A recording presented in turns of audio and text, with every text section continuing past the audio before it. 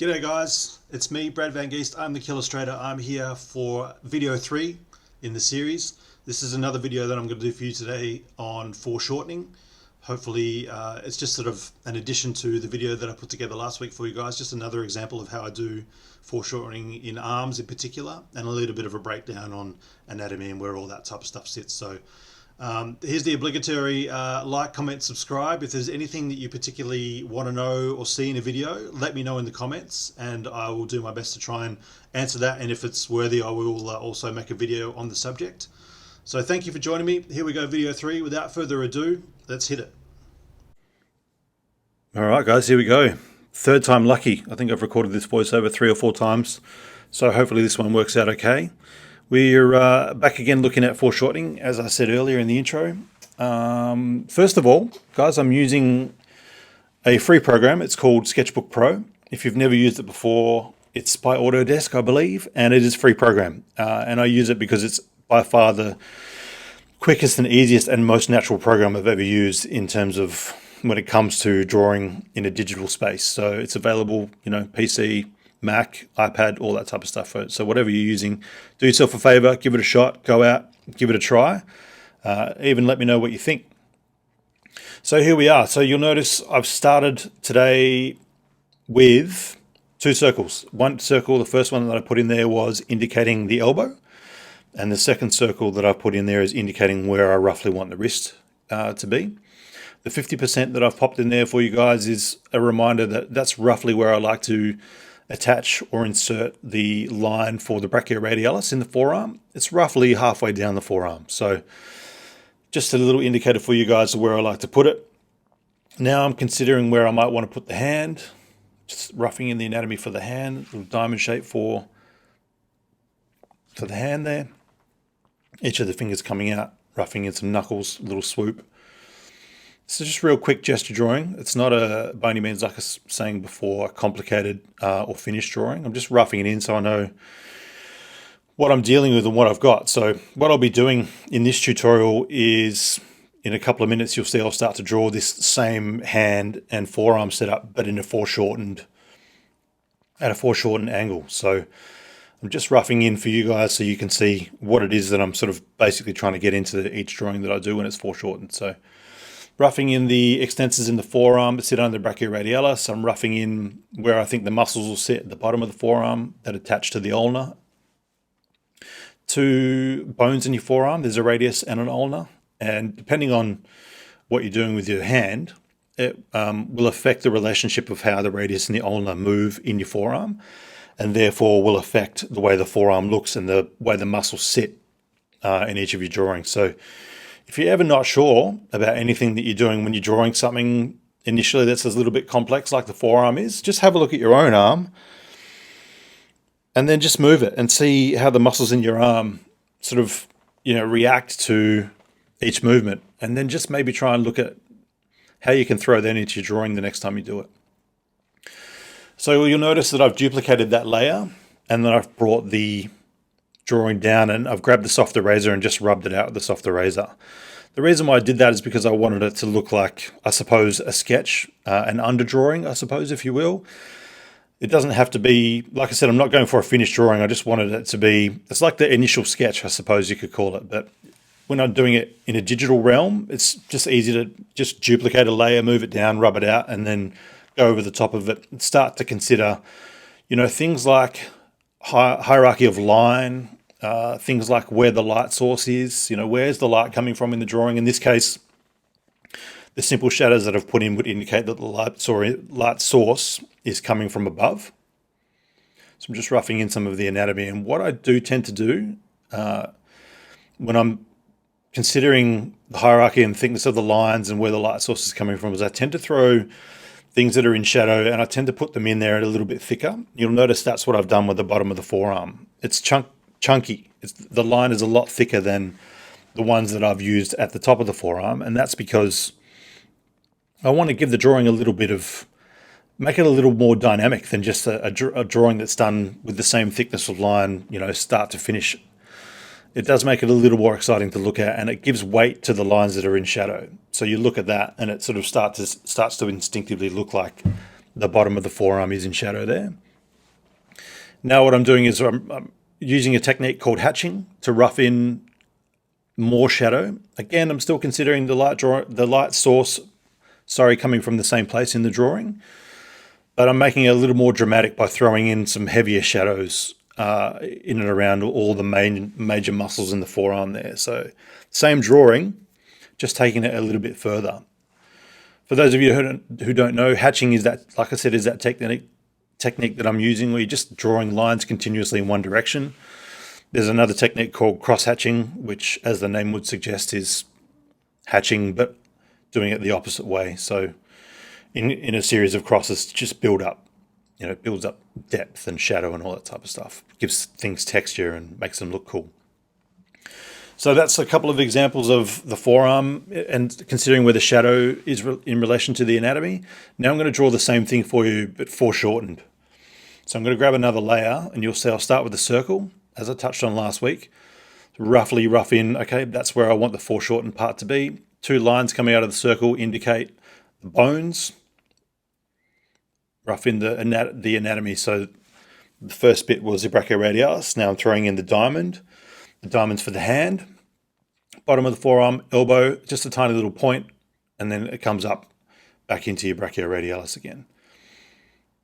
As your forearm extensors, they pop out. They sort of slide out from underneath the brachioradialis. A little bit of weight.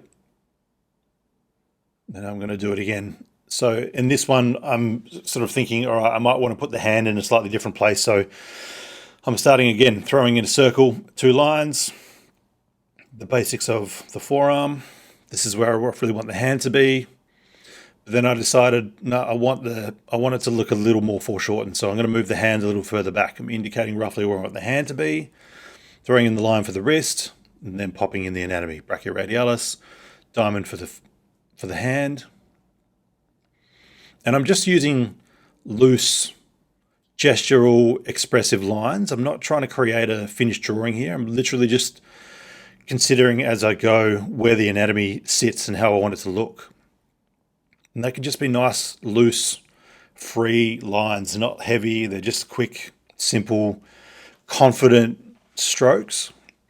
There's a knuckles for the hand, and then I'm just drawing the fingers coming out of those knuckles. So like I touched on last week in the video, I like to throw the knuckles in and then just throw a nice swoopy line in underneath for the bottom of the hand. Works really well for me and what I like to see and the way I like to draw.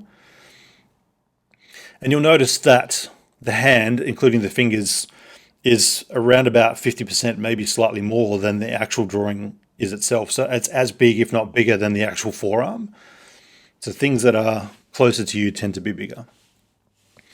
Roughing a little more of where I'm up my lines to finish up. Put a little bit of weight in the bottom of the forearm. Starting to look like an actual forearm now. So now I'm going back to considering, like I did earlier in the drawing, where the shadows are going to be sitting, roughing in some lines for the shadows, giving it some weight underneath the bottom of the arm. Now it's starting to look like a half-decent, half-finished drawing. And like I said, it's the same drawing as I did before, but in a different angle. It's far more exciting to look at like this than it is when it's just a basic arm from the side. Now I'm starting to consider the rest of the anatomy. So the bicep, the tricep, these are the deltoids. Deltoids are your shoulder muscles. There's 3 of those. Wasn't entirely happy with the thickness of the bicep, so I just drew it again, threw in a couple of extra lines. Again, like I said, gestural, simple, quick, free flowing lines. They're not a particularly, not a finished line. It's just where do I want this to go? I think about it and I flick the line and just throw it in there. And, confidence in your line work is a big thing. It takes a long time to build that up, but the more you practice, the easier it becomes, the more confident you'll be in making your lines. So just here, like I said, to reiterate, circle, 2 lines, and that's your forearm. Diamond shape for your hand, then roughing in the anatomy, brachioradialis, knuckles, throw in some sausages for fingers. And that gives you, and that was literally, 15, 20 seconds that it took me to rough that in. So that's how quick and easy it can be for you. You just have to put a little bit of practice in. So what I'm going to do next, once I've finished going over this part for you guys again, showing you, my process and how I do it, is I'm going to throw in another layer. I'm going to grab the inking pen. So all these drawings that I've done so far have all been with a pencil. Grab the inking pen, and the pen's a little more precise. It's a little more hard-edged, and it's a little more reactive to your inputs in terms of your pressure sensitivity. So what I'm trying to do when I'm inking, what I do try to do when I ink, is I'm trying to consider the weight of each line that I'm using as I throw it down. So with one of these digital tablets, the harder you press the pen, the thicker the line's going to be, which is very similar to, obviously, into real life, but it's probably a little more exaggerated.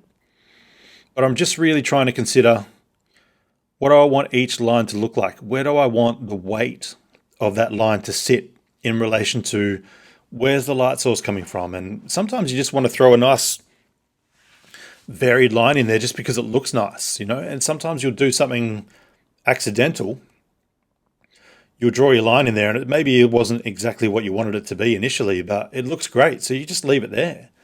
Serendipity, one of the greatest things ever when you're drawing is just to have those happy accidents where you probably couldn't have done it if you tried, but you nailed it and it looks great. So sometimes you can just leave it in there. So just, again, using hatching to create form and indicate shadow, really considering the thickness of the lines and the thickness of the weight in the shadow, roughing in some of the anatomy of the elbow, and I'll throw in the lines on the hand as well, bit of weight in the bicep. And you'll notice as well, so I've done that 2 or 3 times, and I'm not really, because I wasn't really that in love with the lines that I was putting in there, because I felt they were a little bit redundant. They didn't need to be there. And the line that I put in there initially, that's a little bit chunkier at the bottom of the bicep. It communicates what I needed to communicate perfectly well, and it doesn't need anything extra. So I took those lines back out again. That's a decision, that's a personal thing. You'll need to make a million decisions in every drawing that you do. Sometimes you get them right, sometimes you don't. Sometimes, you'll draw a line 2 or 3 times before you're happy with it. It doesn't really matter at the end of the day. Like I said, there's no rules. It's just, the main thing is it's readable so that everyone who's looking at it can understand what it is without having to go, oh, what is that line? What does that mean? What does that do? What's that there for? So I'm just roughing in fingernails on each finger, roughing in the top of each knuckle.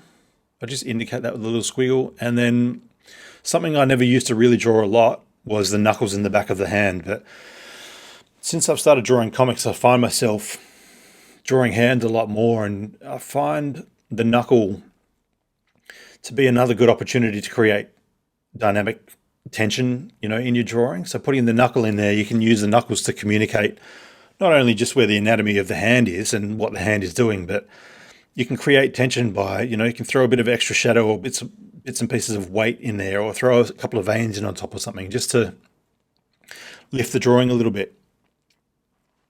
And at the moment now, I'm just roughing in the rest of the anatomy. So roughed in the lines to indicate the top of the bicep where it sits in under the deltoid at the top. And I roughed in the brachialis, which is the muscle that sits in between the bicep and the tricep.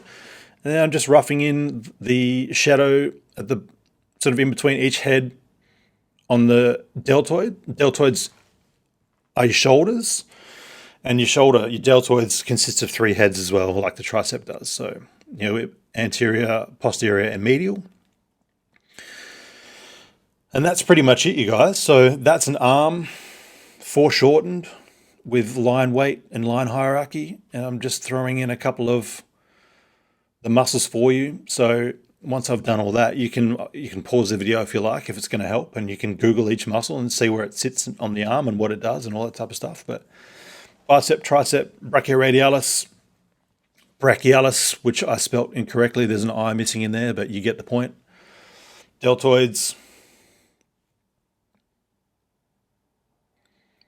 And that's pretty much it, guys. So thank you very much once again for taking the time to join me in this video 3, another tutorial on foreshortening. If there's anything that you'd like to see in any videos in the future, please do let me know in the comments. I'm open to suggestions on things that you guys might want to learn about or understand more about. But until next week, that's me, you guys. I'm signing off, done for the night, and I will talk to you soon. Thank you very much for joining me again. See you guys in the next one.